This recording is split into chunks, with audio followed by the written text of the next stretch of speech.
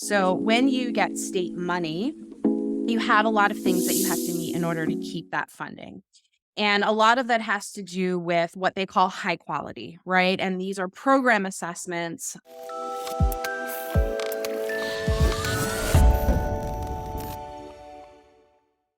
Are you often looking for ways to provide the highest quality of early childhood education to your children?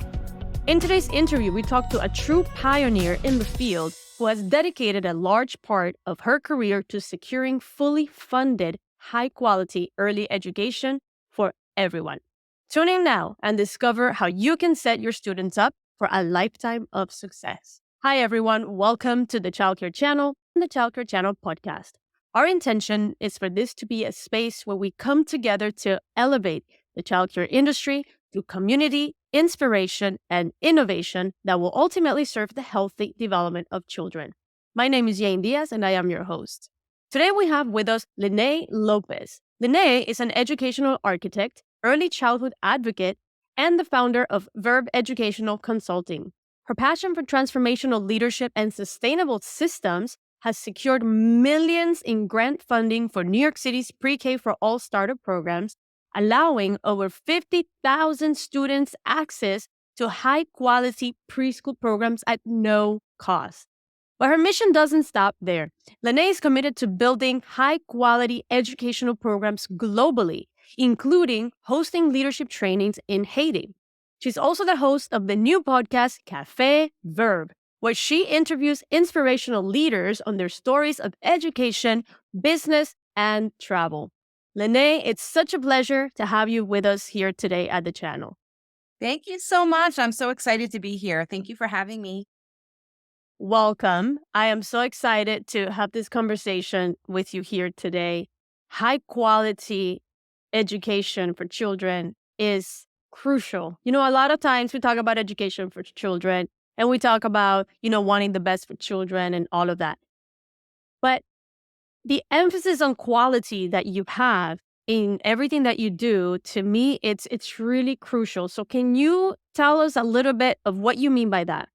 Yeah, sure. Thank you for having me. I'm super excited. And I could talk about this all day. So I love it. So early childhood is my passion. I started as a teacher and went into leadership and all that. And along the way, I really got to see the fullness of over years. I started in my 20s and now I'm 50. So over 25 years, I've really seen different types of programs. I've worked in different positions. And what came to me when I was before I left my corporate job as an early childhood director, I was in a state funded program that had a lot of rules. So when you get state money, you have a lot of things that you have to meet in order to keep that funding. And a lot of that has to do with what they call high quality, right? And these are program assessments. And some of them I could name here today, like CLASS and ECHRS and PCMI. So all of these different globally normed assessments that are a rating system, right, for a program to see how they fall within the scale. And the one thing that I learned was that we had coaches that would come in and they would work with my teachers and try to help them build different quality in different parts of their day or different in different centers and things like that. And then they would leave and we get this outside entity that would come in and do an assessment. And the results were never what felt good to me. I always felt like a little bit like I didn't have enough information. Like I really wanted to do my teams to do well. I wanted to support my teams well, but I didn't have an understanding fully of what all these different intricacies were within this tool. So I became really passionate about taking that knowledge, learning it and passing it to people in the everyday, right? So instead of waiting for us to have an assessment from an outside vendor and then wait for this data to come in, really getting ahead of it and understanding it fully from the inside out. I love that. And how long ago was that when you first started to put this focus on the quality? So I would say I started my business in 2013 and it really took off then, but I would say a few years before that, maybe like 2010 is really when I started to understand like how quality was measured as far as being linked to government and state funds that a lot of states apply for grants. And back then, so think back to around this time, right? 2010. You were trying to figure this out on your own. Do you remember what were some of the things that you did to get Yeah. the answers that you were looking for? So I got the tools myself. I purchased them. There's manuals. I started reading the manuals and understanding and talking to my coaches that were coming in to support my teachers. But also, I started to meet with my teachers regularly to look at this criteria in a more detailed way. And so we really had a collaborative understanding of what we were doing in real time practice, and then was it meeting what we needed it to meet? And if not, what could we do? What was the next level up? I love that. I love that. The focus on continuous growth and improvement. I mean, I've seen that across many different businesses, different types of businesses, even outside of childhood. And that is one of the key metrics of success, that desire to do better each time, to progress, to grow really. So I commend you for that and for having that focus with your team. And so tell us for the childcare center directors, owners, teachers in early childhood education, what are some of these metrics? I know you have these manuals and the programs, and there's a lot of Yeah. information, but maybe if you could share with us 3 to 5 top areas that we really need to be thinking about in order to create these high quality programs. So I think it's like a puzzle piece, right? You have a puzzle and all of the pieces fit together and you need the full puzzle in order to have a full picture, right? So I think when you're thinking about high quality, the first thing is at the very baseline, generally we have a research-based curriculum. And the reason for that is because it generally it's linked to state standards or national standards in early childhood. It has quality literature in it. It gives enough supports for teachers to have consistency in their day and in their programming. So a lot of times that's the first step. Having developmental screening tools so that as we have new students that are coming in to our programs, we understand if there's additional needs they may have so that we can differentiate our instruction and give support to families. Having regular high quality professional development. One of the things that I saw lacking was, and it varied from program to program, but this ability to bring your team together and give them a quality professional development that's meaningful to them, not something that's cookie cutter and sort of just doesn't really meet the needs of what they're wanting to learn more about. So putting together meaningful professional development plans, having leaders that are engaged and informed. So a lot of times, this is my experience. A lot of times when we step into a leadership position, even sometimes a teaching position as a leader in a classroom, we're kind of just put in there and we have to figure it out. Right. And there's lots of learning curves with that.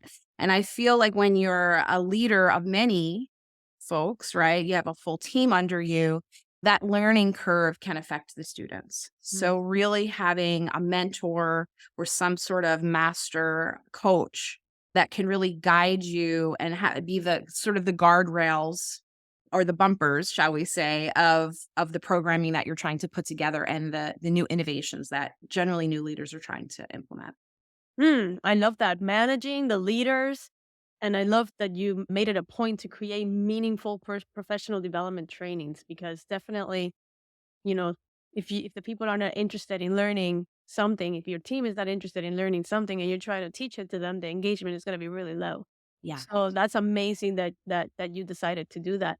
I'm curious, now we get into the part about personally who Lyneé is, right? Yeah. So I'm curious, you sound very driven. You sound like you're very, very growth oriented and really service oriented. It sounds like you really want to make positive impact in not just the children, but everybody that Yeah. you work with.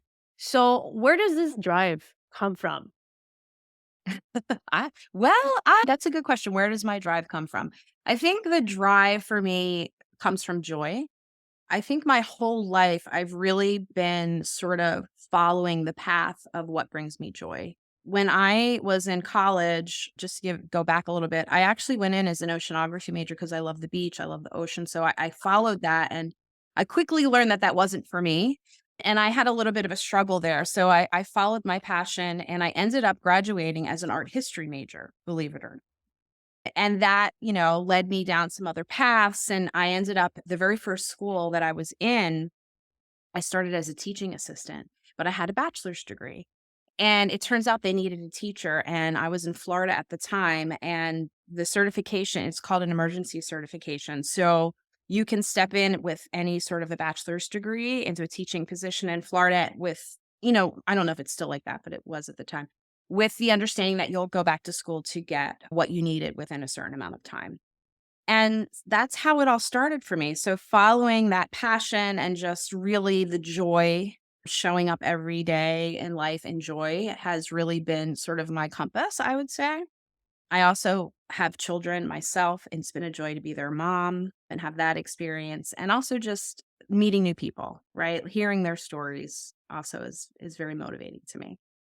Wow, that's amazing because I listen to a lot of people in the personal development, spiritual development space. And one of the huge things that they say is you want to connect to your purpose, follow your joy. Right. And so when you are following like you did, when you're following in that joy, you allow yourself to be guided and led towards exactly where you need to be. So I'm so happy to see Yeah. that you are here and you're exactly what you need to be right now. Thank you. Thank you. And I really love that, you had the passion for the ocean and everything because I'm a big beach person myself. And it's really interesting that you mentioned the thing about, or at least how it was back then. We'll have to see how it is today. But I didn't know that. I might actually want to go and teach at a childcare center just because I love being exposed to the children myself. So I'm going to look into it. I'm in Florida. I'm in Miami, by the Oh, way. you are very nice. Yes, Yes. yes, yes. What part of Florida were you at? I Of was in course. Fort Lauderdale at the time, so we're Very your neighbor. close.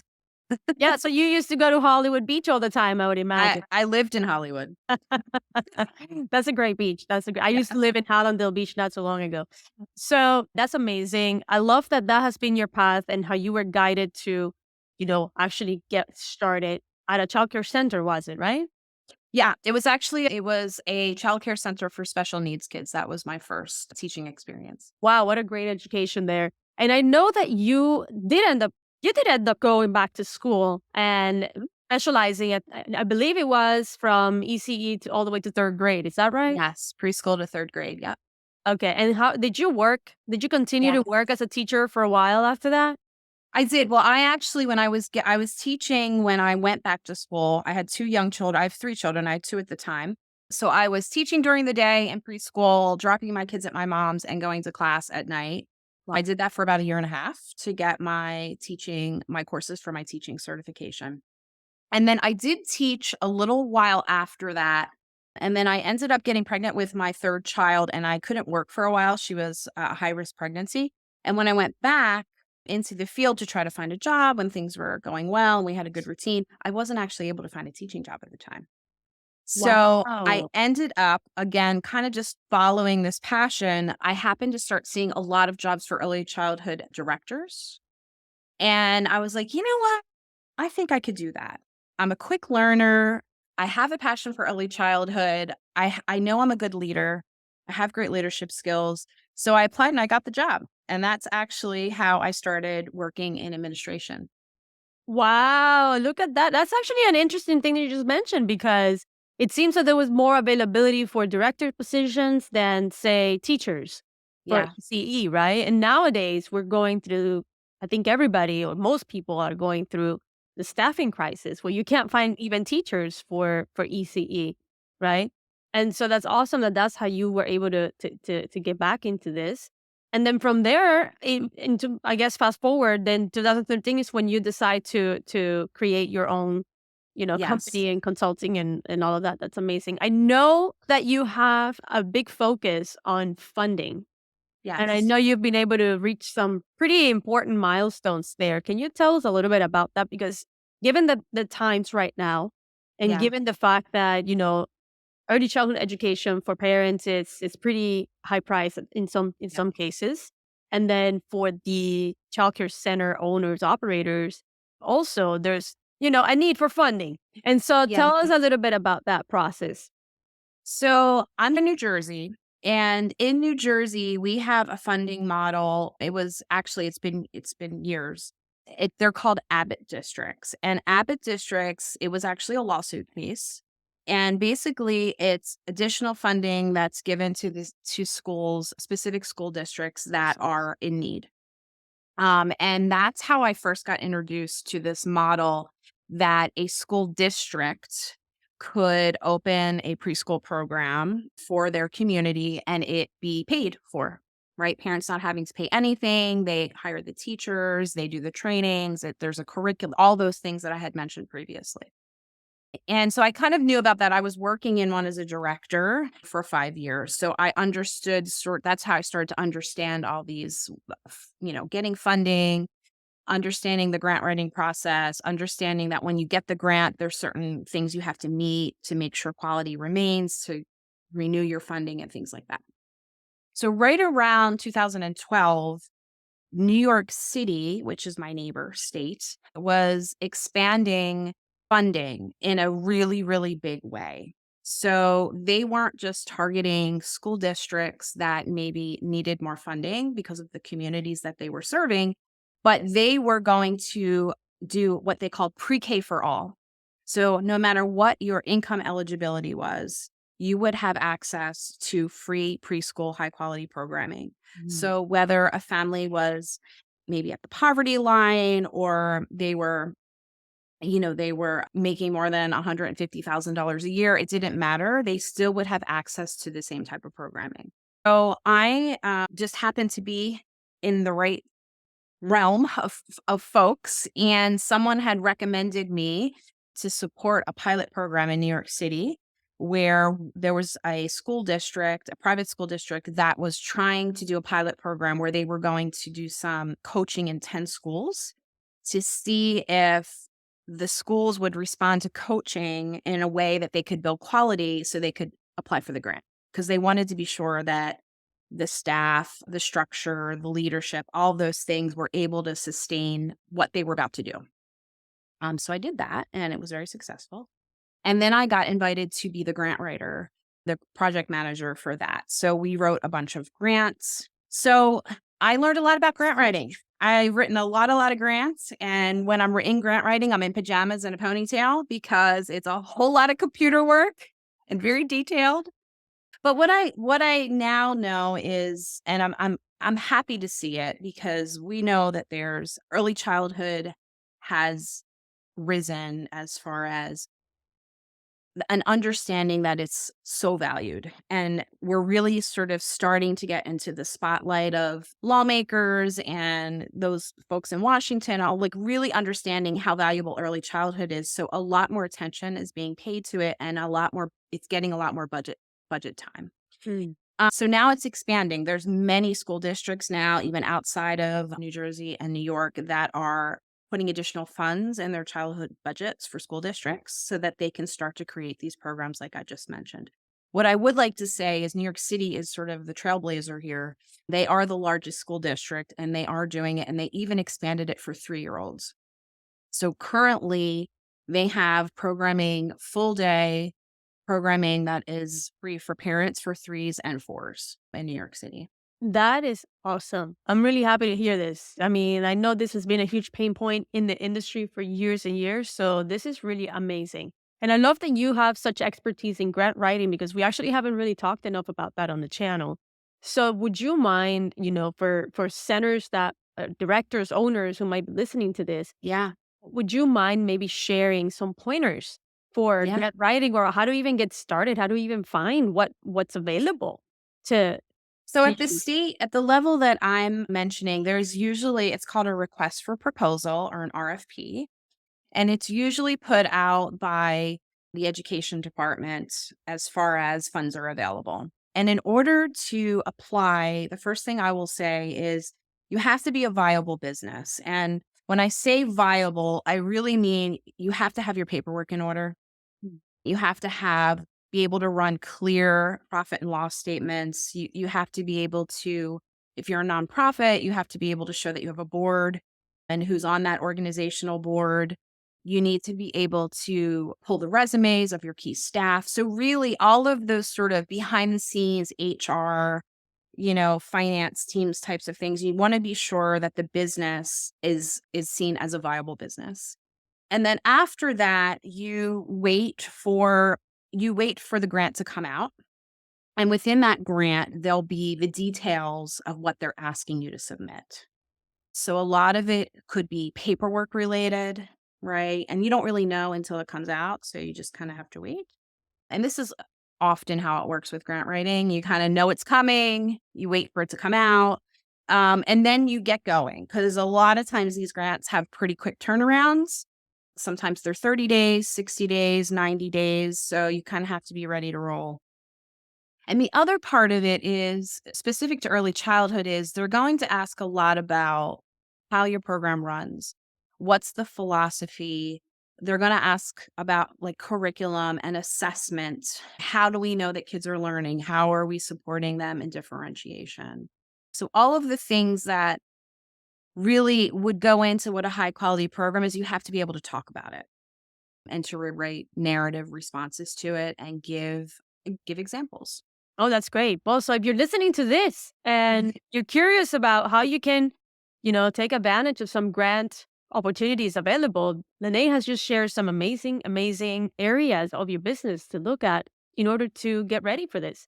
And I love here, I think it's worth mentioning a quote that, well, I heard it from Oprah. I don't know if she was the original one, but she said, success is where opportunity meets preparation, something along those Mhm. lines. So if you're listening to this and you're thinking about grants at some point, it's good to start getting those books in order and proving that you're a viable business so that by the time the grants come out, you're ready to go, right? You're prepared. And so thank you so much for sharing that, Lyneé. I know that you're also doing work internationally. We mentioned Haiti at the beginning, but I know you're also involved in some areas in Africa and the Netherlands. Is that right? Not the Netherlands. I did support a teacher in curriculum in Africa. I did go to Haiti and do teacher training. I traveled to Australia and New Zealand right before the pandemic, and I was able to visit schools there as well. So, yeah, it's a spark that I'm growing now. So now when I travel, I do try to make arrangements to tour some schools and sit with some of those leaders and learn what they're doing.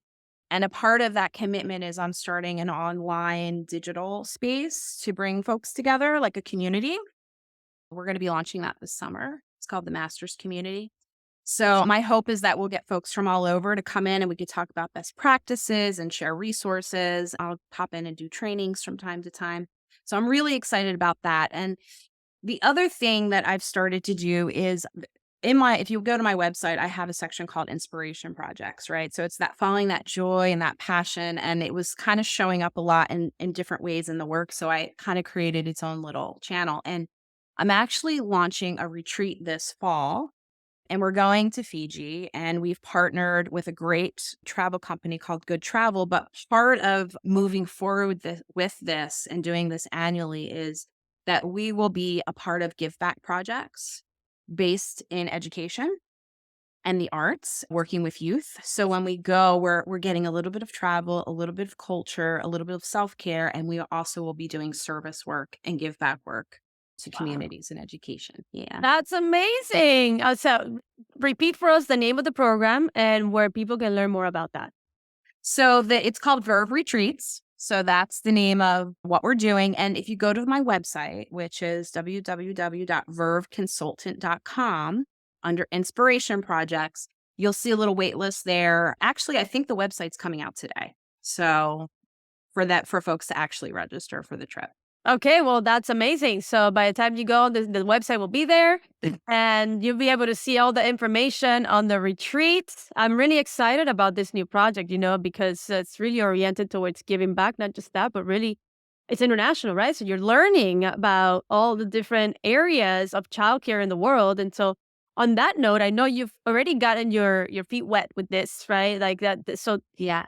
have you noticed any maybe one or two key differences or something that has really startled you that, oh, this is not like this in the United States, right? What are some Yeah. other places doing that's radically different from what we're doing here when it comes to childcare?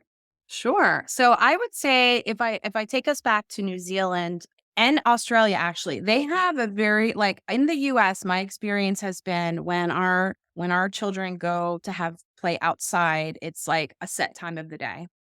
And we have a set time for it. Sometimes we call it recess, sometimes we call it gross motor, but it's usually a set time and a set amount of time and a set time in the day. In New Zealand and Australia, the way their classrooms are built is it's an indoor outdoor experience. So children can freely go in and out during play. And there's a lot more of a focus on outdoor experiences for extended times when I was over there, which was fascinating to me. I loved it because I love nature. So I was like, my heart was so happy to like see that. So that was really cool. And I would say when I did the work in Haiti, when you're working with countries like that, it's really materials are really challenging. Even just to get like sending, like even if I wanted to like send materials, it's very difficult. Also because of the climate and the heat and things like that, sometimes those materials don't hold up. Wow. They start to break down and things like that because they don't have a lot of air conditioning opportunities.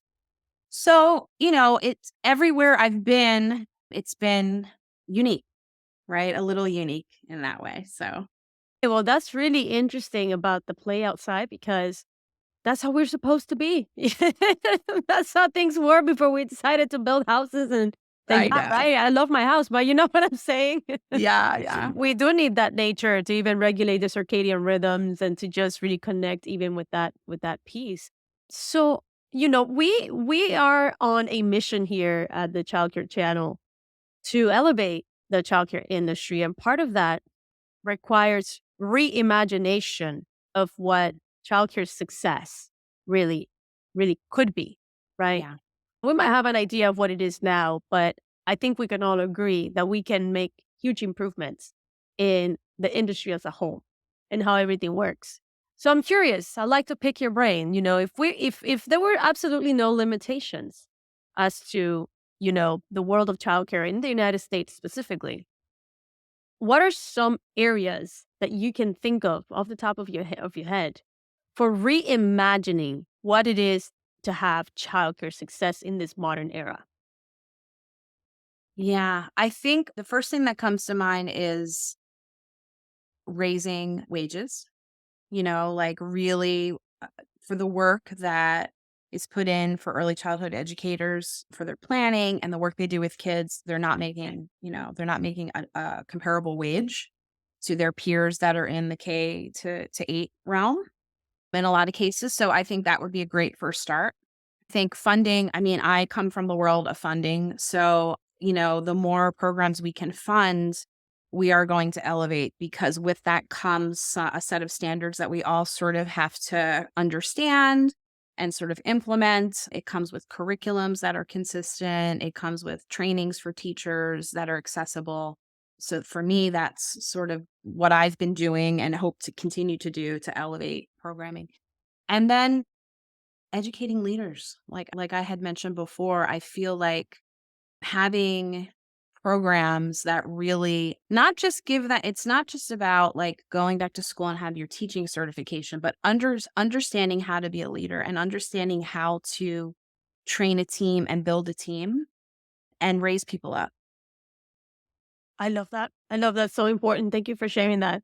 So, Lyneé, we are reaching the end here of our time together. I can't believe time has flown by so fast, which means you're an extremely engaging presenter. So, thank you for that. There's a little game that we like to play at the channel at the end where we ask you three questions. It's called Three in a Beat. And so, with these three questions, the intention is that you answer with either one word or maximum one sentence. And so before we get into that, I'd like to make sure that everybody knows where to find you. If you've been watching up until now, Lyneé has shared a myriad of amazing, amazing information that could really, really elevate childcare success. So make sure that if you're liking this, you are sharing, subscribing, so that way we can make more content like this. And Lyneé, where can people find you? So they can go to my website. So www.verveconsultant.com. Also, you can find me on LinkedIn by my name, Lyneé Lopez, Lynee. I post a lot of resources there. My podcast episodes are also posted there when they come out. So that's a great place to follow me as well. Awesome. Well, Lyneé, are you ready to play 3 in a Beat? Oh yeah, I'm a little nervous. I don't know what's coming, but let's do it. All right. So here we go.